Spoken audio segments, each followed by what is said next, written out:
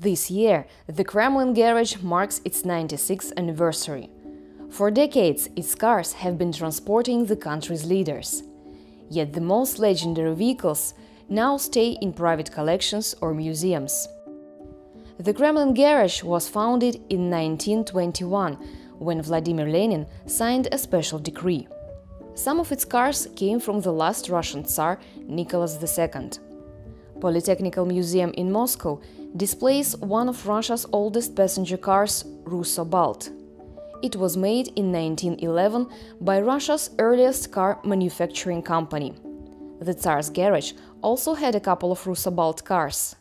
The significance of this car is that it is the only sample of the kind in the world. In theory, one can estimate its cost, but in reality nobody will ever sell it to anyone, because this car is Russia's national treasure.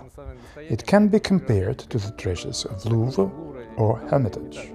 The expert said the assessed value of this particular Russo-Balt car is around $20 million. Here is another legend, ZIS-115. This armored car was designed for Joseph Stalin. It weighs around 7 tons, and there are only 8 cars of the kind left in the world. Armored cars were no longer popular under Nikita Khrushchev. When Leonid Brezhnev came to power, the garage was full of ZIL-114 and ZIL-117.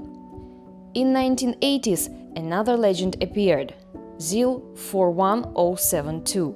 It was used by Presidential Security Guard. There is a hatch on the car's roof, and through it one can take out a large caliber machine gun. It opens fire around and above. The car is equipped with special seats, including the ones in the back for security. The glass is not simply lifted up and down, but it can drop in, so that they could open fire if needed. The drivers of the garage have to be more than just drivers, as Alexander Simkin explains. What is also important is that we also work with weapons. We even have a shooting club. The garage driver must always shoot with an excellent mark, but the driver is behind the wheel. Driving is not his key task. His key task is to be alert and keep passengers safe in different circumstances that can happen on the road. Now ZIL cars are no longer used. When Boris Yeltin, the first president of Russia, came to power, he chose Mercedes. These cars have remained the leaders of the garage since.